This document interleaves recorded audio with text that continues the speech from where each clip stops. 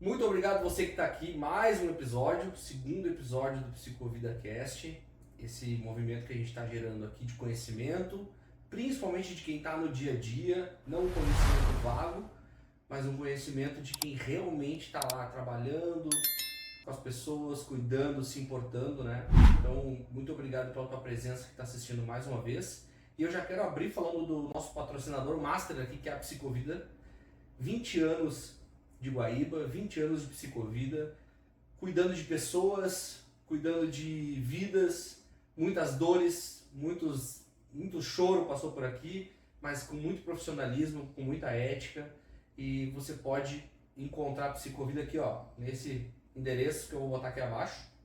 E tem também o telefone para tu marcar o teu horário, a gente atende alguns convênios, tá? Vai passar algumas fotos aqui da Psicovida para você conhecer ela, saber. A gente fica aqui no centro de Guaíba e eu espero de verdade que você busque a sua terapia, busque o seu psicólogo.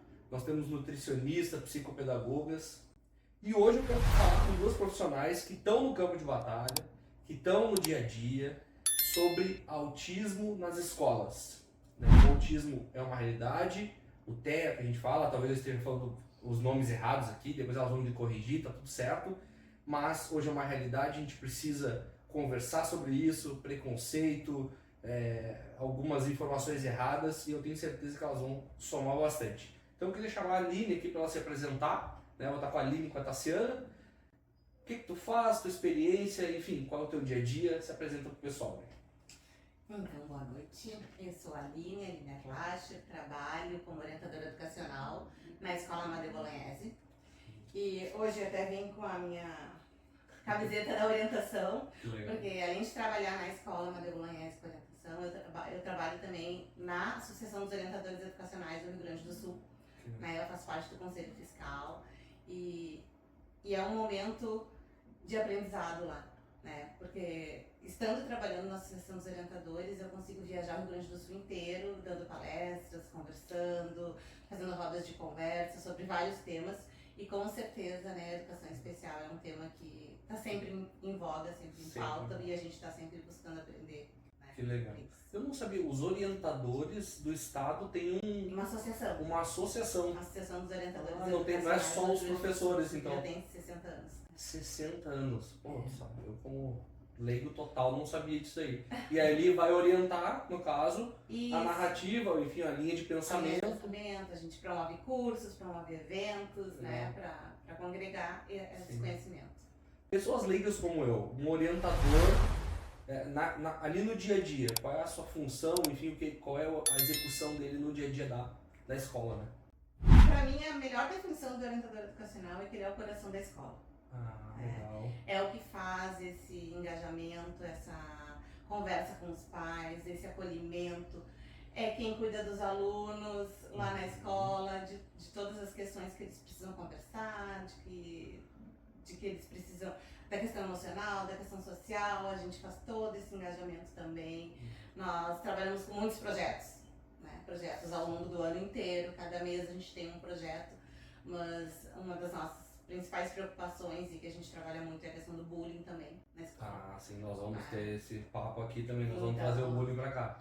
Todo dia 20 a gente faz uma ação, né, referente ao bullying para fazer com que o ambiente da escola se torne melhor para os alunos, para que a gente possa garantir o aprendizado deles, né? Porque sem um ambiente favorável eles não vão aprender. Sim. E é o orientador educacional que faz todo esse manejo. Que conecta, né? Faz sentido tu falar que é o coração, talvez a parte da coordenação seria o cérebro ali, né? A parte racional. A questão da aprendizagem é a supervisão que faz. É a supervisão, né? Que cuida, que gerencia, que faz os projetos e tal.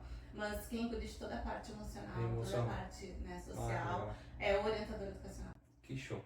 Também então com a Tassiana, aqui, né, minha linda esposa, se apresenta, fala pro pessoal o que tu faz, enfim, sobre esse tema que tá muito em voga, que cada dia carece mais, né?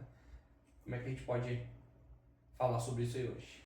Boa noite, eu sou a Tassiana Lima, sou psicopedagoga, trabalho já na área como psicopedagogia já há 4 anos, mas trabalhei 10 anos como professora dentro da escola, né, vivenciando também todos os processos que acontecem lá dentro de desenvolvimento, né, questão de adaptação curricular, né, da criança com necessidade.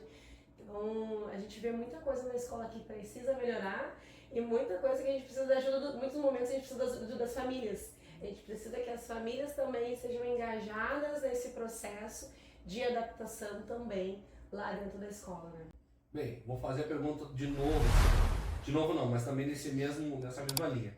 O que a psicopedagogia faz nesse universo? Né? A orientação ali, o coração da escola, a gente já viu que a supervisão talvez seja a parte mais racional.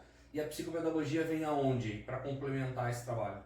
Pois então, a minha parte é psicopedagogia clínica, né? Então eu atendo na clínica, atendo as crianças que precisam de apoio mais específico, né? Então aquela criança que está com alguma necessidade, que a família percebeu que está acontecendo algo diferente, que a família foi chamada na escola, que essa criança precisa de uma avaliação, um cuidado especial com essa criança, entender o que está acontecendo com ela.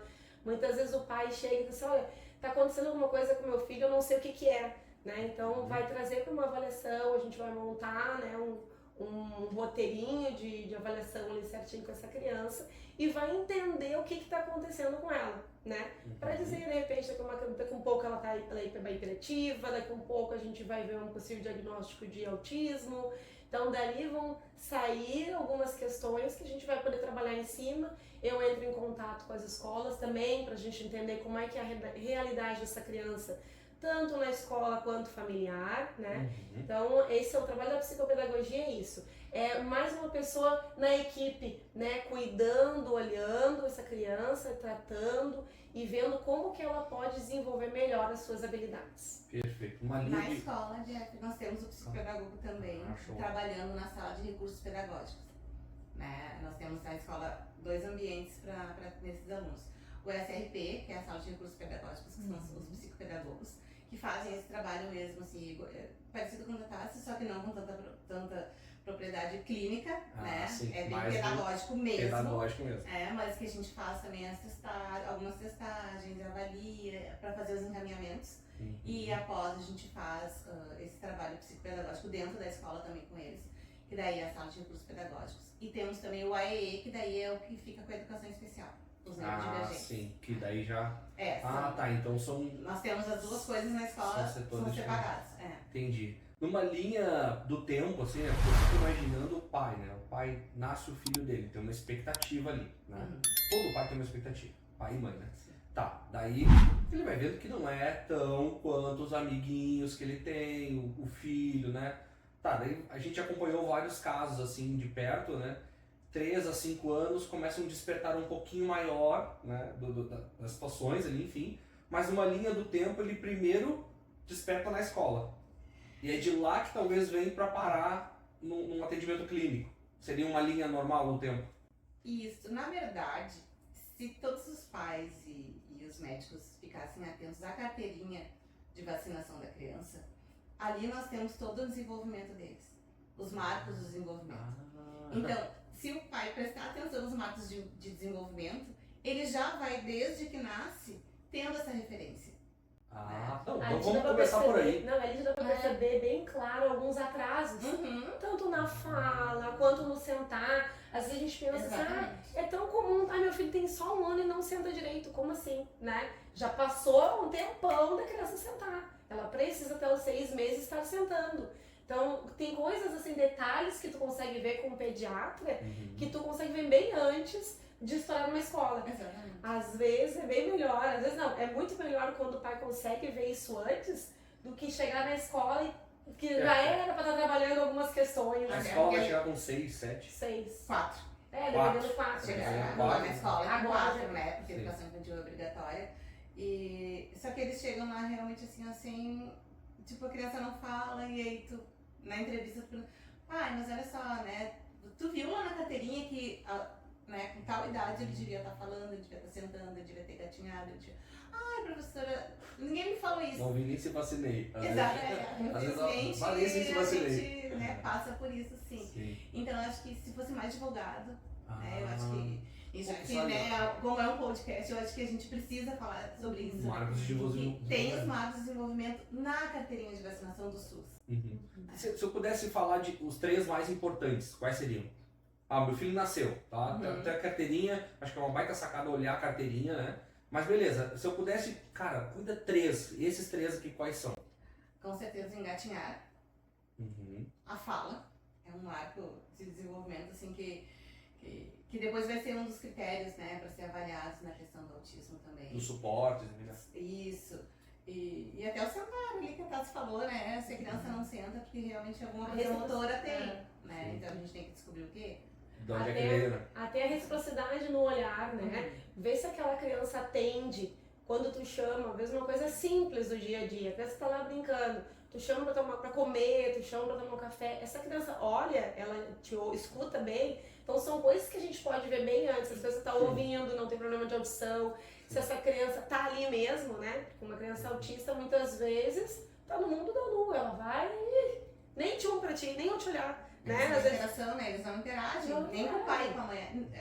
Inclusive na hora de dar, né, o peito pro neném ali na hora do aleitamento. Né? Aquele contato visual. Não existe. Né? Normalmente as crianças autistas, tu tá ali conversando com ele, né? Ele não tem outro lugar para olhar, mas ele não te olha nos olhos. Né? Então, esses pequenos detalhes que aí depois para fechar um diagnóstico, obviamente que é só o neurologista que vai fazer isso, né? Sim. Mas para fechar um diagnóstico são pequenos detalhes que a gente pode já ir procurando saber, lendo, se informando, né? Pesquisando, para a gente poder ter um atendimento mais rápido. Como eu interajo bastante com a Tassi a respeito desse assunto, né? A gente vai acabando, né? Vai sabendo, vai ampliando o conhecimento, né? E olha, eu tô o dia todo eu não sabia desses marcos de desenvolvimento.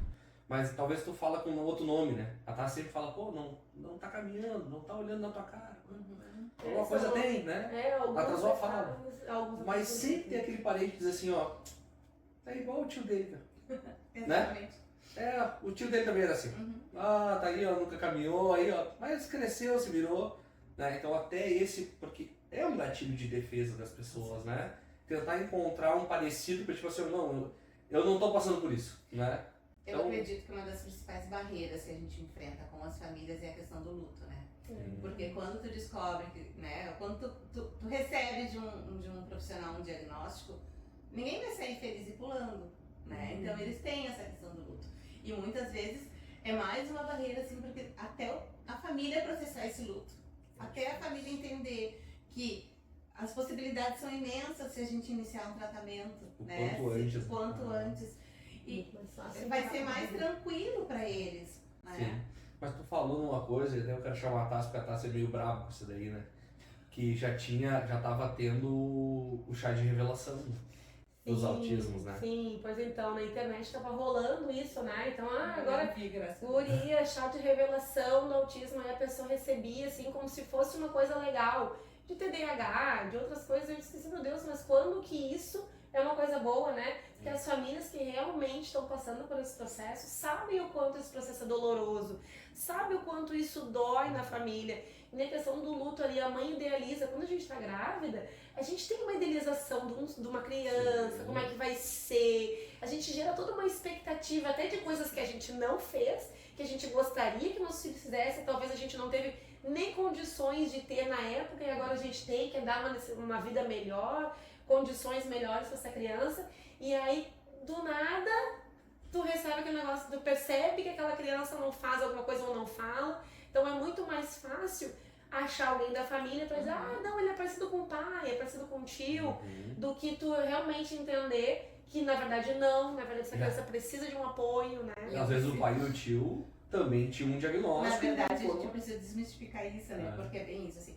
Eu já estou na fase, né, como eu tenho 27 anos de município, eu já estou na fase dos netos, né? Sim. E aí as famílias vêm, senhora, mas a senhora lembra? Fulano era igualzinho. Eu disse, exatamente. E lembra que eu já te dizia que a gente precisava procurar um psicólogo, procurava um psiquiatra, um neurologista para atender o fulano?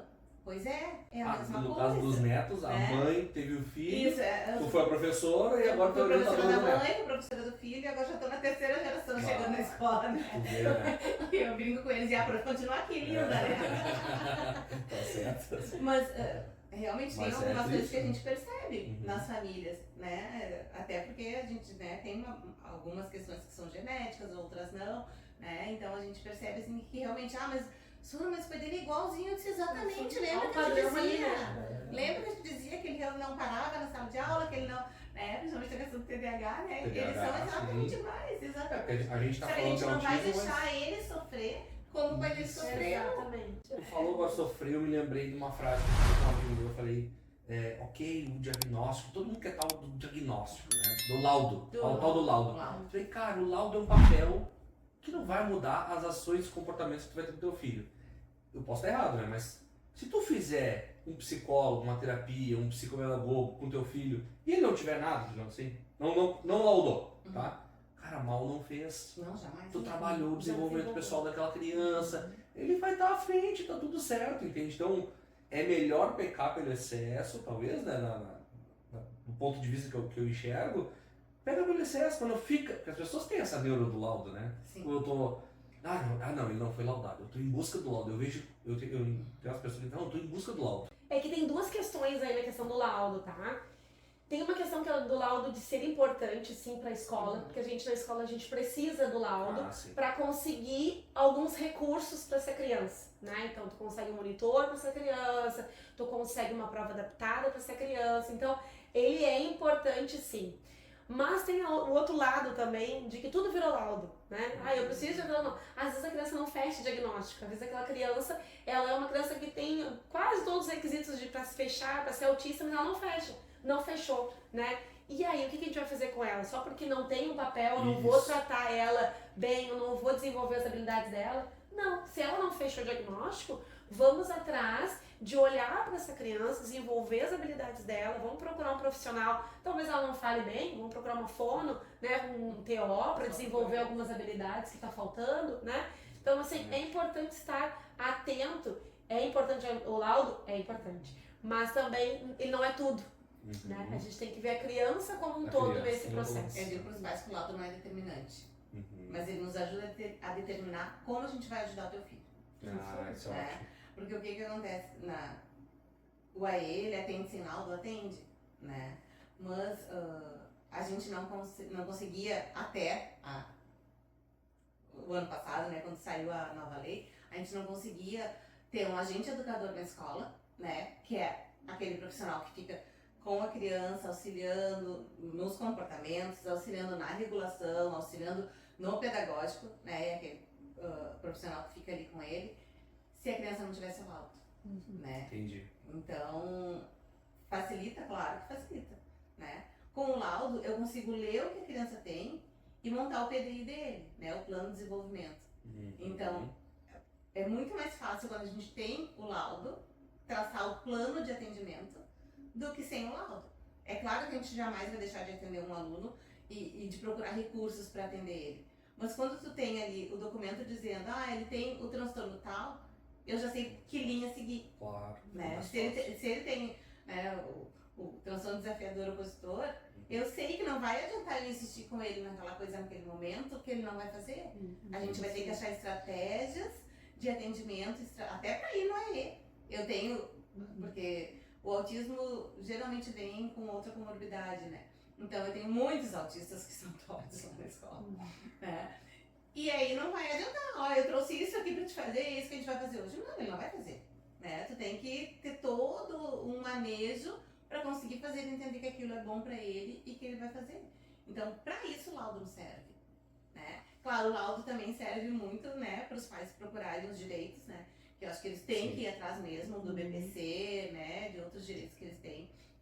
O laudo vai facilitar quando eu tiver que entrar na justiça atrás de um TO, atrás de um psicólogo, atrás de um AT para atender o meu filho. Ele vai precisar do laudo, né? Então tem coisas que são pertinentes ao laudo. Não adianta, a gente precisa, né? Mas claro que na escola ele não é fundamental, mas ele também consegue nos dar esse norte, esse norte, sabe? De tentar ajudar com mais propriedade.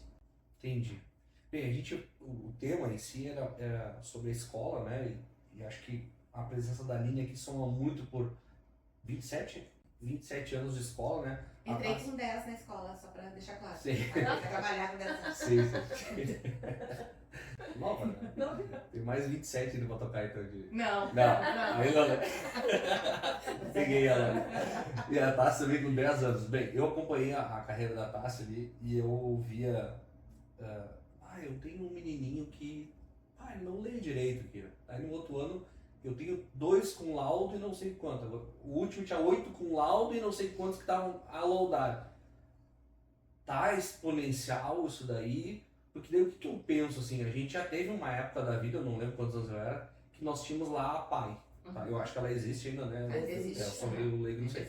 Mas depois você falou da inclusão. Não, essa criança tem que ir para o ambiente escolar. Legal. Mas e aí? Hoje tem salas que às vezes é 50-50. 50% de pessoas que precisam de uma atenção, 50% que não. Eu não vou nem falar do professor aqui, tá? Mas e esse ambiente escolar? Como é que a gente equilibra isso? Porque sim, tem que dar atenção, ok.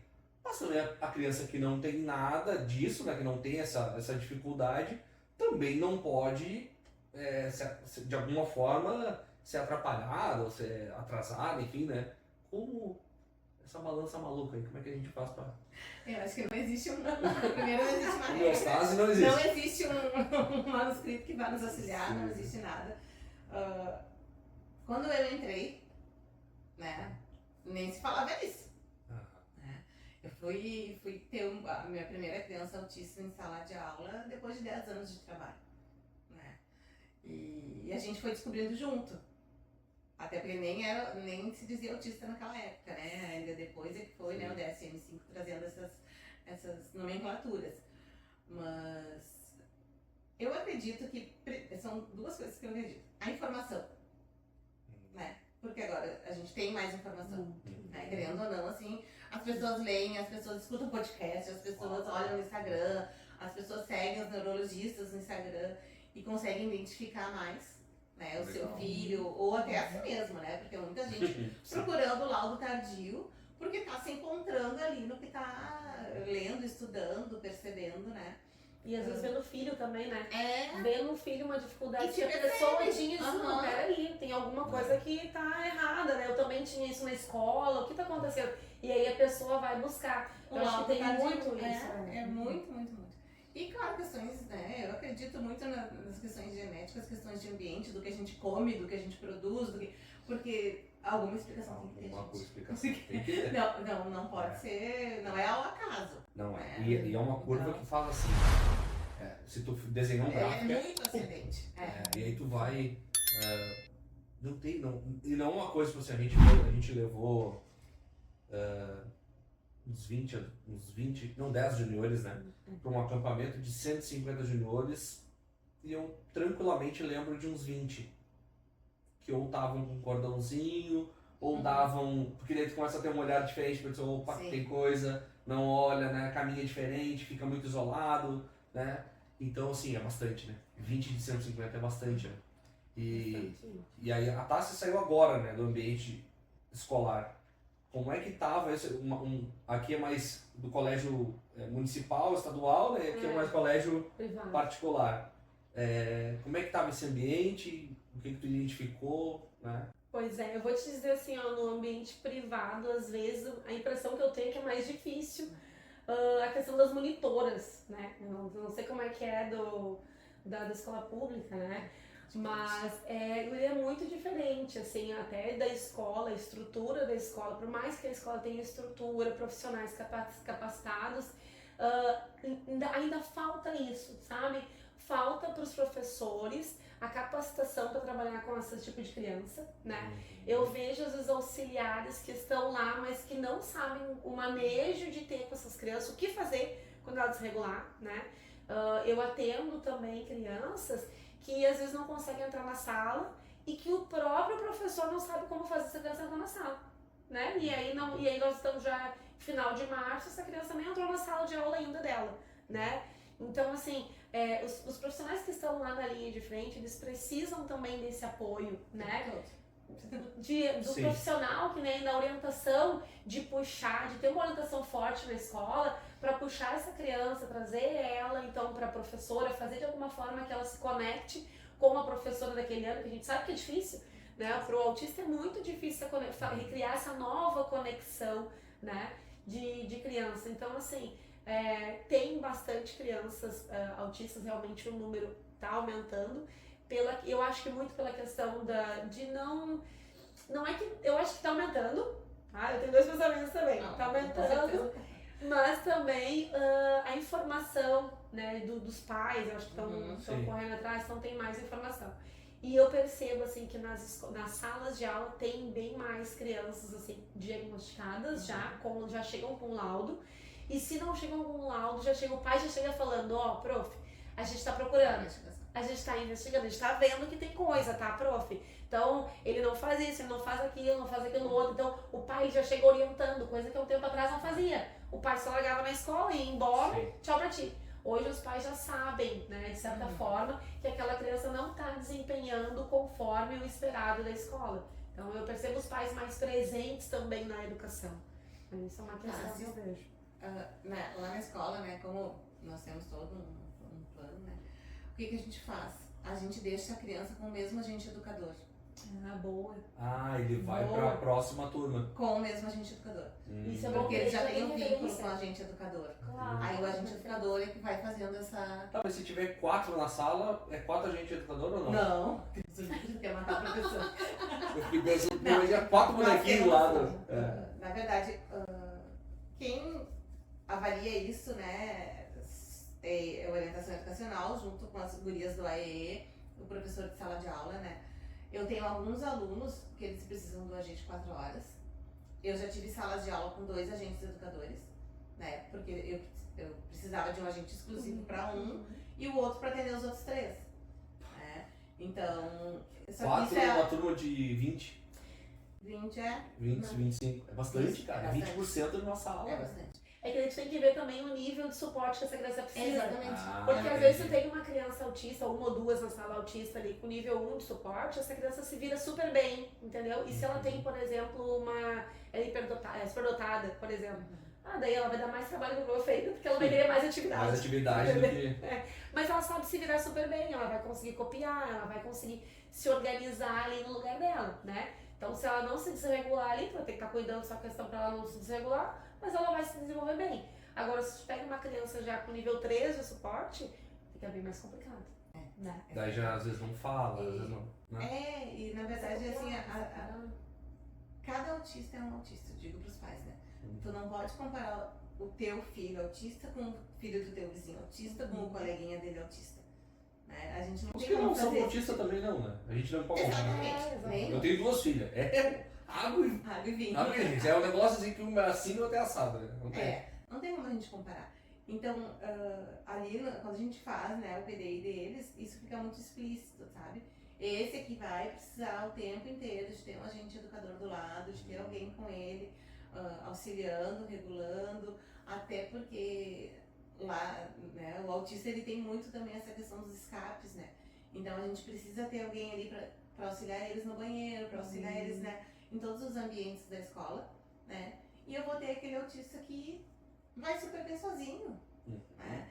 E qual é o plano da escola? Né? O nosso plano não é ter 2 agentes educadores em cada sala. Não, óbvio que não. O nosso plano é fazer com que o aluno consiga evoluir a ponto de não precisar do agente educador. Entendi. Até porque a gente tem que preparar eles para o ensino médio. Pro mercado de trabalho, pra vida. E vida, no ensino né? médio não tem agente educador. Né? São raros os agentes educadores. Então a gente precisa preparar eles para que eles consigam ter autonomia suficiente de chegar lá no 9º ano e não precisar mais do agente educador. Né? Do suporte do agente educador. Claro que tem alunos que a gente não consegue. Não, claro que não. Né? Porque eles ainda vão precisar do agente educador no ensino médio. Aí o que a gente faz? A gente chama a família e explica, olha, tu vai ter que ir na escola, tu vai ter que conversar, tu vai ter que dizer que ele necessita desse auxílio, né? Antigamente, há uns 5 anos atrás, ainda existia terminalidade específica e aí muitos deles diziam, não, senhora, mas quando ele sair daqui ele não vai mais estudar, né? Porque o pai tinha esse direito, agora não existe mais isso. Então até os 18 eles são obrigados a estudar. E o que eu acho muito bom, né? Porque eles precisam estar. Como toda criança. Como toda criança tem que terminar o 2º grau. Tem que terminar, até os 18 eles são obrigados. Mas, por exemplo, às vezes, tá, beleza, um nível 1, ok. Mas tem crianças que tu sabe que não vai desenvolver a ponto de chegar até o último ano do segundo. E tá tudo Não bem. escreve? Mas tá tudo bem, ele tá ali, tem outras coisas que ele vai desenvolver. Ele vai desenvolver Então, tem socialização, essas- ele vai... Tem outras Porque- habilidades que ele pode desenvolver Ele até chegar no estando com os terceiro ano. demais, ele estando numa sala de aula, ele tá desenvolvendo. Entendi. Nem que seja a questão da socialização, nem que seja uma questão física, algum esporte ele vai estar fazendo, entendeu? Então a gente pensa nele como um todo. Então ele tá ali, ele tá participando das aulas, ele tá sabendo que ele tem que ficar 4 horas ali, então a gente já tá contando, organizando Quer as dizer, horas. e não precisa nem ser as 4 horas, É. né? É o tempo que ele necessita, o tempo que ele consegue. E eu já tenho recebido laudos médicos dizendo isso. O importante é a socialização dele na escola, nem que seja por um período reduzido. Né? Porque a gente sabe que tem Socialização alunos... é mais informação do que quadro, Sim, né? Copiar, enfim. Porque, na verdade, como eu te falei que tem comorbidades, o autista que tem deficiência intelectual, muitos deles não vão aprender a ler, não vão aprender a escrever. Uhum. E tá tudo bem, né? Ele vai desenvolver outras habilidades ali dentro do ambiente escolar. Por isso que os médicos não estão mais escrevendo isso, sabe? Que ele tem que estar em sala de aula. Entendi. Ele tem que estar inserido no ambiente escolar. Né? Porque a gente tem alunos que conseguem frequentar o AE, não conseguem entrar numa sala de aula ainda. Vai E lá, conversa com a orientação, vai lá. Não, ele tem o atendimento psicopedagógico no AE, né? Ah, tá. O da AE educação o AE especial. que tem o psico... Isso, que é o que atende os alunos da educação especial, ele tem o atendimento ali, 50 minutos, às vezes nem 50 minutos. Né? E Sim. por isso que a gente Sim. sempre pensa no aluno como um todo. Né? E cada um é respeitando a sua individualidade. Né? Então a gente não tem como prever se vai a todos os alunos autistas da escola Amadeu vão chegar no ano precisando Zero. agente educador. Calma. Não tem como calma. prever. Tu falou assim, não vai matar a professora, né? Daí eu fiquei pensando, professoras vão assistir esse podcast, em nome de Jesus, nós vamos divulgar para a Paraíba assistir o nosso podcast. Mas enfim, se a gente pudesse dar dica, uma palavra não é dica, mas uma direção, uma orientação, que eu acho que é até mais robusto do que tu faz, né? Para essa professora que elas falam assim, que às vezes não sabe colocar. Porque eu não lembro se tu viu como colocar uma criança autista para dentro da sala na tua faculdade. Talvez não. Talvez. Como eu tenho 27 anos de profissão, tu imagina quando foi a minha faculdade. Aos 8, né? Aos 8 Nem anos. existia. Hoje em dia também não tem, tá? Hoje em dia não tem. Tu olha na grade de estudo da faculdade, eles não ensinam isso, né? Eles ensinam outras coisas que O que tu aconteceram. O que vocês podem ajudar essa professora que talvez está olhando aqui, até as mães vão pegar, que eu sei, né? Porque às vezes a mãe tá no mercado, entendeu? Ela vai pegar essas dicas também. O que eu faço na escola, né? Nós temos formações na escola. Ah, legal. Né? E aí nas formações a gente... Ontem não, de hoje, quinta, terça teve formação na escola, a gente teve um momento só do AE, né? Onde a gente falou sobre os alunos, onde a gente estudou um pouquinho, né? E ao longo do ano, a minha sala, como eu costumo chamar assim, desde a pandemia, eu e a minha colega Valquíria, a gente criou a sala aberta, e a Lina, que é um espaço para o professor poder ir lá e conversar sobre o que ele precisa. Isso é Né? legal. Então a minha sala é uma sala aberta, né? A gente até fez um folderzinho agora da sala aberta. E aí o professor vai lá, eu tenho uma pastinha na minha sala com todos os meus alunos do AE, que são atendidos no AE, no SRP, e aí a gente senta e conversa sobre aquele aluno. Porque muitas vezes o que o professor precisa é só que a gente sente, se olhe e converse sobre isso. Eu Às vou vezes dizer sem assim, julgamento. De alguém que te apoie, entendeu? Uhum. É claro que estudar é importante, a gente divulga curso toda hora, páginas no Instagram que a gente acha, né, que possam contribuir com o professor. E como a gente já, no ano anterior, a gente sabe com quem o fulano vai ficar, quem esse fulano vai ficar, a gente já manda uns textinhos, alguma coisa assim. Sim, já Então a vai gente está encaminhando. sempre tentando embasar o professor, né, para isso. E aí no começo do ano sempre a gente tem, né, e a escola proporciona pra gente esse momento, né, a direção da escola proporciona esse momento pro AE junto com a orientação, de chamar o professor, sentar com ele, olhar aluno por aluno que ele vai ter, traçar esse plano de desenvolvimento com eles, o PDI, e agora o estudo de caso, né, que é a novidade dessa lei, né, de fazer o estudo de caso, a gente vai fazer com eles, né, para que a gente tenha um ano letivo tranquilo. Tranquilo, e o professor tenha ferramentas. E né? se sinta seguro de que ele não sabe tudo, eu também não sei tudo, mas junto a gente vai se apoiar. Legal. Eu acho que é E vou te dizer, tem muitas escolas, isso é muito legal, tem muitas escolas que isso não acontece, né? Eu participei mesmo de uma escola por bastante tempo, por 8 anos, e nunca teve isso. Tá? Um é treinamento. Não, tinha assim umas falas, assim, vamos pensar como é a inclusão que a gente fazia. Como é que vai ser a inclusão? Pensa aí, e era jogada e a gente ficava uma manhã pensando, né? E eu acho que é mais, que a gente precisa mais do que isso, né? O professor precisa disso, precisa ser ouvido. O professor está na sala de aula todos os dias na linha de frente, planejando, muitas vezes fazendo 3, 4 planejamentos para o mesmo dia, né? Sim. E ele não tem suporte. Então eu vivenciei isso de estar numa sala durante 8 anos sem ter ninguém. Não, tu pode vir aqui se tu quiser. Mas quando eu ia, eu não sabia o laudo dessa criança, né? Não sabia o que ela tinha. Então eu sei que tem muitos professores que vão nos ver que vão pensar isso também. Eu tô numa sala sozinho, não sei o laudo direito, me falaram que tem isso, mas não tenho certeza. Né? Que nem eu recebi um aluno, teve um ano que eu tive um aluno que tinha uma situação genética e foi me passado ele com um monte de livro, o aluno não escrevia e ele tinha o livro para preencher. E aí? E ninguém nunca me falou nada. Então assim, imagina esse professor lá, coitado, né? Jogado lá com um aluno que nem escreve, o que vai fazer agora, né? Então para tudo, planeja sozinho, né? Então eu acho assim que mostrar para esse professor que ele precisa ter apoio escolar, né? Eu acho que o papel do professor não é ele sozinho dentro da sala. Eu acho que é com a equipe, com a orientação, com a supervisão, tem que apoiar, né? Não só jogar o professor em sala de aula e dizer assim, vai, te vira agora com 30, né? Que ele falou 50%, 50%, fazendo 4 planejamentos pro mesmo dia, muitas vezes, né? Sim. Então esse professor precisa de apoio, tanto ser ouvido quanto no planejamento.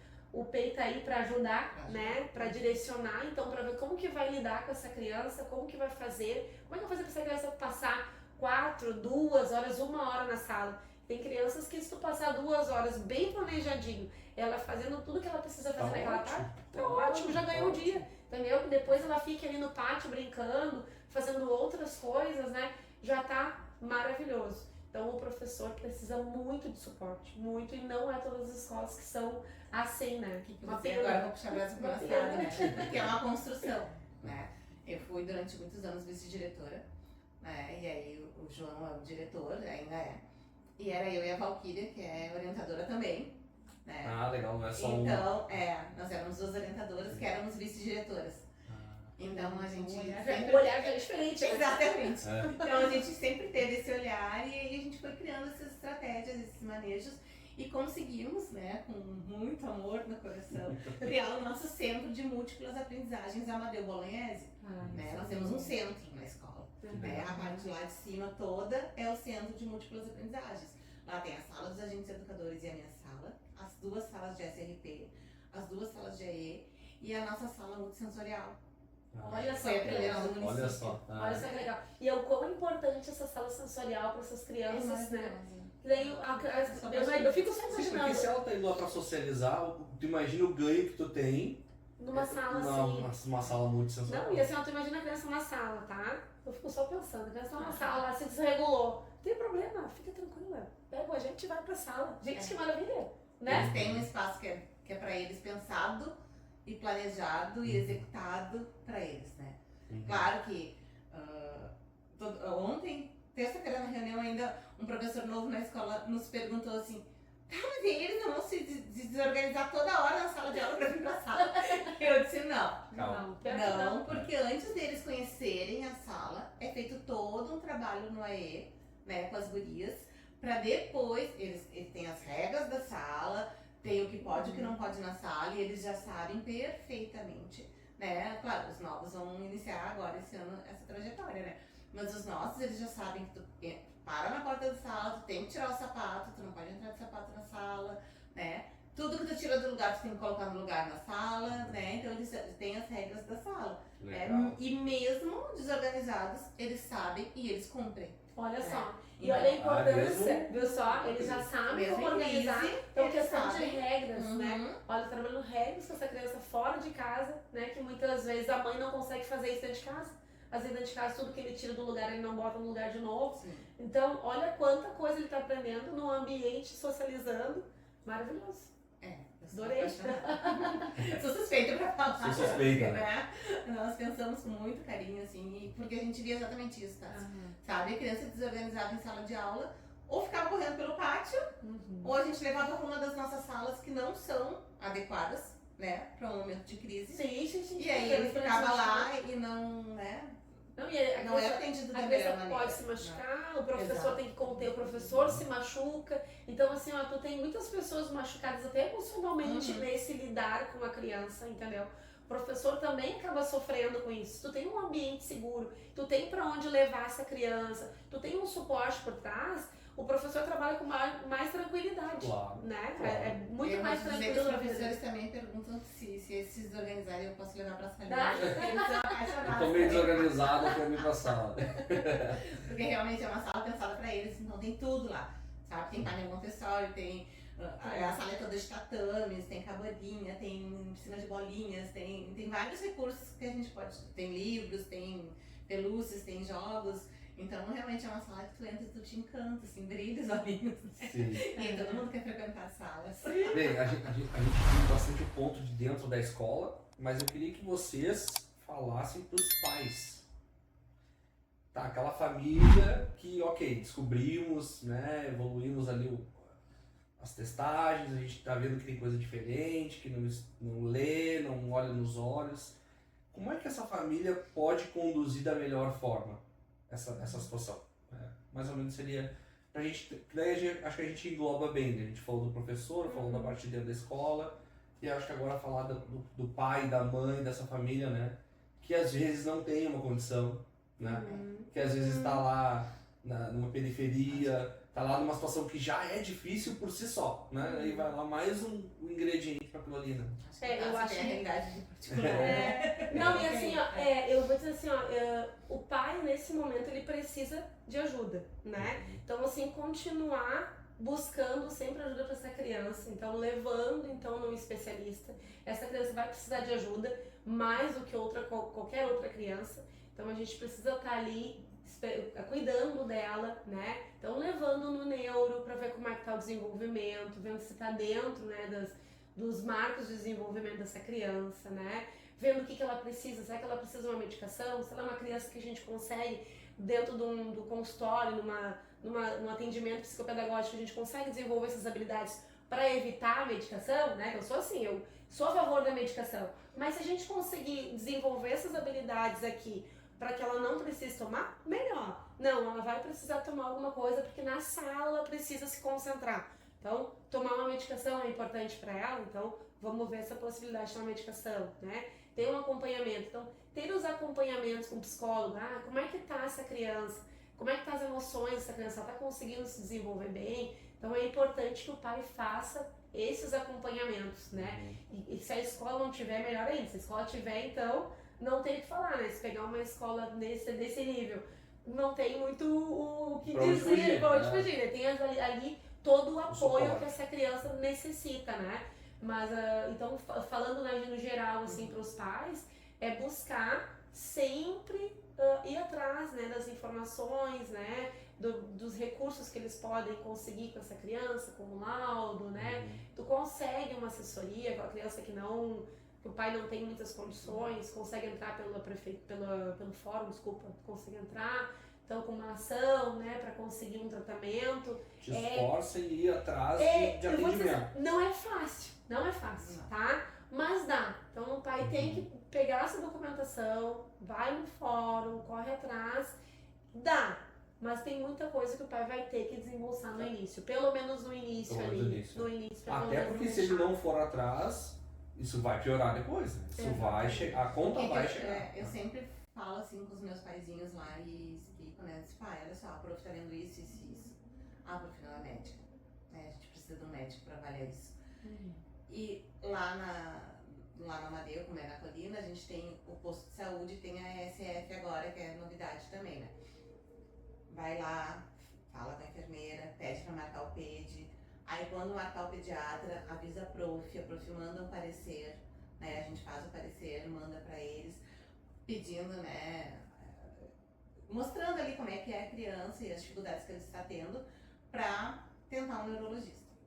Infelizmente, o nosso município não tem neuropediatra. Então, o que eu explico para os pais? Que ele vai ficar numa fila no GERCOM, né, para ser encaminhado, que leva, em média, 2 anos. E isso é muito tempo na vidinha dele. Nossa, 2 anos de desenvolvimento. Porque tu perdeu vários marcos de desenvolvimento ao longo desses 2 anos que não vão ser recuperados. O que a gente tem conseguido, assim, que tem dado muito certo, é quando a gente manda o parecer, né, psicopedagógico, o médico lá já olha ali, já lê, já, né, faz, né, algumas consultas com a criança e às vezes já sai com o CID de lá com encaminhamento pro TEACOLE, que agora está funcionando na Barra, né, o nosso, da nossa região, está funcionando na Barra do Ribeiro. Aí lá ele consegue os atendimentos.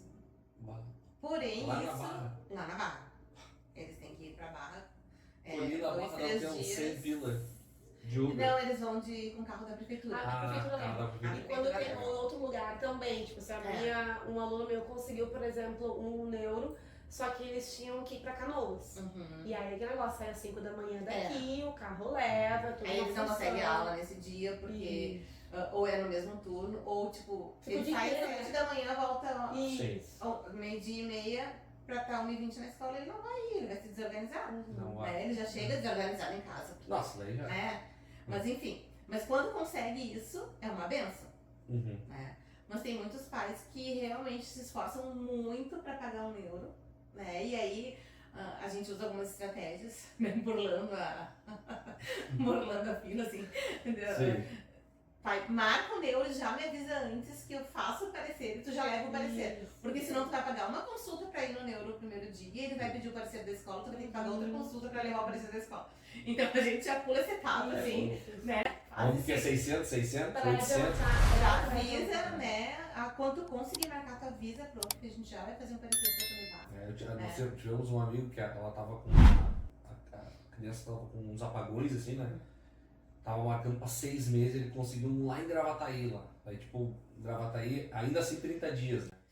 Então, não é difícil. né? Não é Quando eu fácil. tenho atendimentos aqui, com alguma criança que eu já de início já percebo alguma coisa, vi que a escola encaminhou e no início já consegue ver, eu digo, olha só, já marca agora, porque se tu esperar no final dos atendimentos, né, que eu sempre faço assim, em torno de 8 a 10 encontros pra dar um parecer, de dizer o que aconteceu com a criança, o que eu fiz, as avaliações, e aí eu digo, já marca agora, porque de agora para 6 meses ela já recebeu a avaliação, né, pra não demorar. E mesmo assim demora. Mesmo sendo particular, tá demorando muito, tem muita gente. E os meus que são pelo SUS, então, é eternidade. Assim. É uma benção. Então a gente consegue, assim, com os pais, né, pede pro tio, pra Dinda ajudar, vamos, né, tentar. O pessoal junta dinheiro, né? As vaquinhas na família. Uma consulta de neuro hoje, R$600. 600, 800 mil, depende. Tem de 300 também. Tem de 300, opa. Tem, e a gente consegue. É bastante, né? Em alguns 3, locais 4 a gente já vai, né, vai fazendo parcerias e tal, busca, né. Mas eu acho que até os profissionais não estavam... A demanda não estava preparada para esse pico, né? Não, com certeza não. Porque eu lembro do Jorge aqui falando muito de TO. Não tem TO no mercado, não tem fono no mercado. Quer contratar, mas não tem, né? Não tem, exatamente. Não tem. E eu ia te dizer, e o pior não é isso, o pior é que daí, tipo, tu vai lá, tu conseguiu, aí eles voltam com aquele papel lindo, né, do neuro, com laudos, oriento o TO tantas vezes na semana, psicóloga tantas vezes na semana, psicopedagoga tantas vezes na semana, aí tu olha pra aquele paizinho assim, de coração cortado, né? Aí eu sempre começo pelo melhor, assim, olha só, pai, aqui na escola a gente tem a psicopedagoga. A psicopedagoga você não vai precisar gastar. Não vai conseguir pegar. Eu na lista. Pra tentar dar um alento, sabe? Porque... Não, é uma paulada. É uma paulada e é uma coisa surreal, assim. Às vezes quando a gente precisa de terapia, tu já sente... Exatamente. Toda semana. Mas e tu sabe que vai te fazer bem, né? E sabe o que mais me chama a atenção assim na escola? Porque eles voltam com aquele documento, com aquele papel, e 90% das famílias que eu atendi, eles chegam com um papelzinho pra mim e dizem, prof, ele mandou isso aqui pra senhora.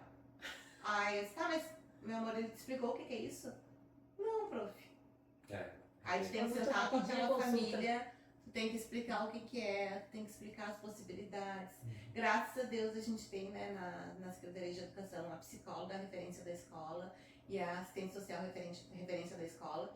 Aí eu chamo as gurias, né, atendem essa família, trabalham isso com essa família, até a questão de buscar a BPC, questão de buscar a luz, sabe, de buscar um recurso, porque eles falam que, né, essas coisas do governo, mas é o recurso que eles vão ter para pagar o remédio, para pagar a terapia, para tentar minimamente dar um atendimento para essa criança. Então, quanto antes a gente for atrás e conseguir, eu sei que o meu aluno vai ser atendido.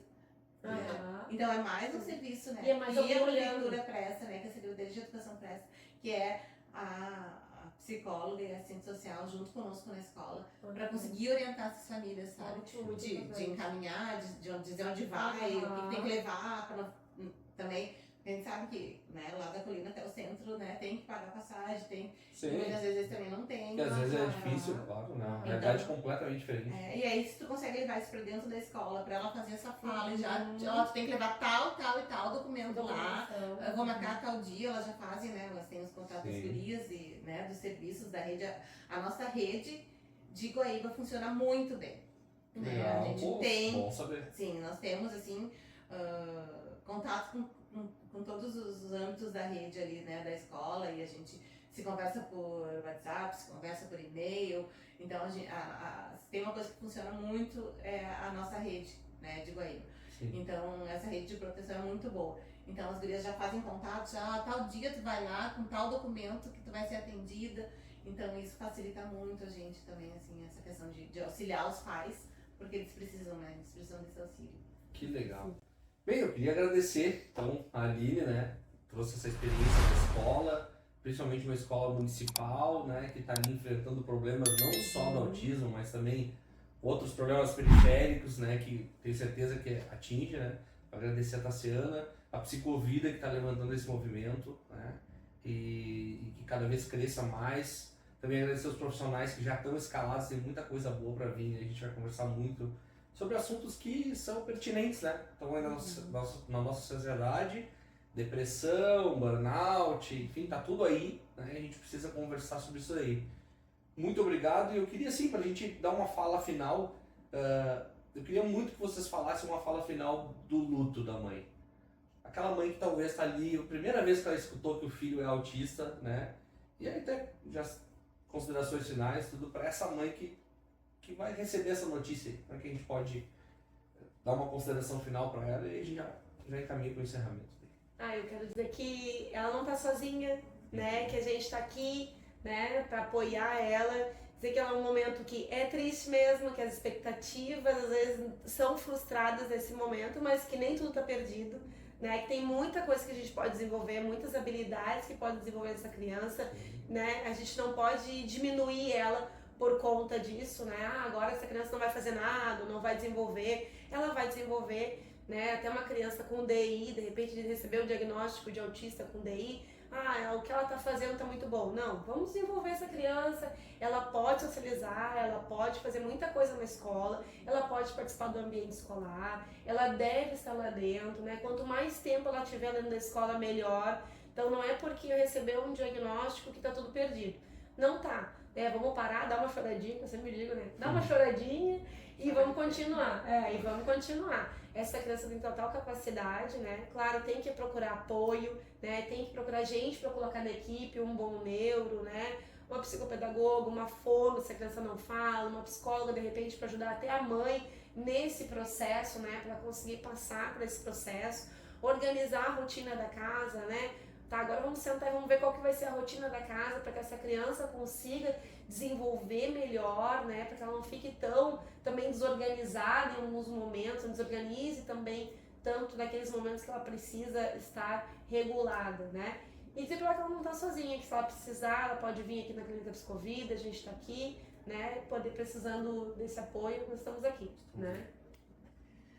Bom, eu sempre digo para os pais que eu sou a prof chata, né? Porque eu sou a prof que chama, eu sou a prof que orienta, eu sou a prof que diz, olha, aqui a gente precisa melhorar, a gente vai buscar e tal. E os pais, num primeiro momento, é claro que ninguém gosta de ouvir que tem alguma coisa que não está caminhando do jeito que deveria, né, com o filho da gente. Mas a gente tem que acreditar e buscar, né, acreditar e buscar.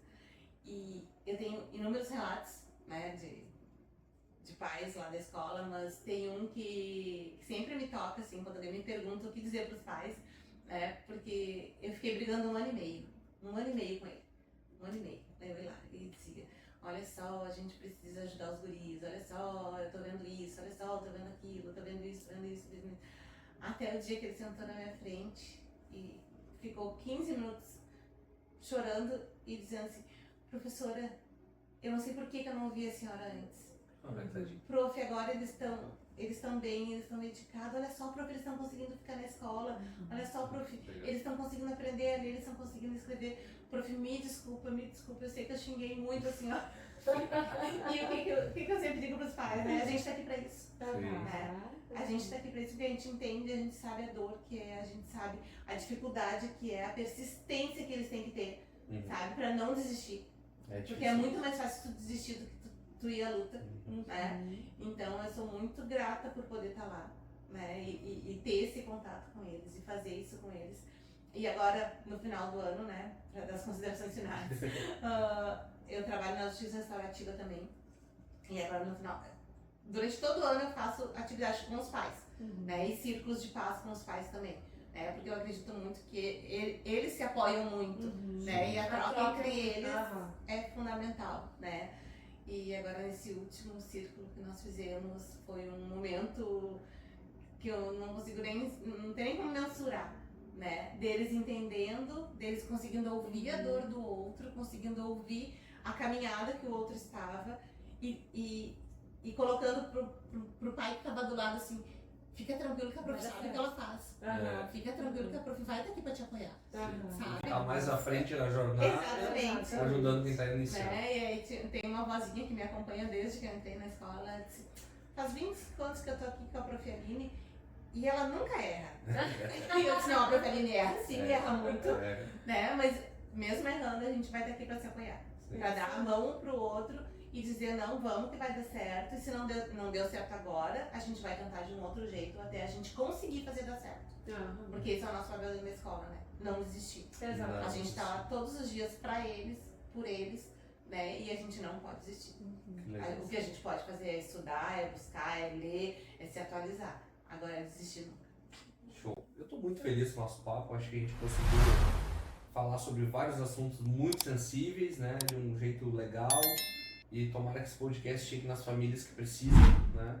E dizer que a Psicovida está aberta, né? Que bom, eu fico muito feliz de ver uma escola municipal com tanto amparo, com tanto preparo, de verdade, acho que é recompensador a gente ver que tem um estado funcionando, né? A gente vê tanta coisa que não funciona no estado, mas que bom que tem profissionais, e a gente sabe que não é pelos profissionais, mas muito pelas demandas, pela verba, né? Enfim, são coisas diferentes aí, né? Mas que bom saber que Iguaíba tem uma escola preparada.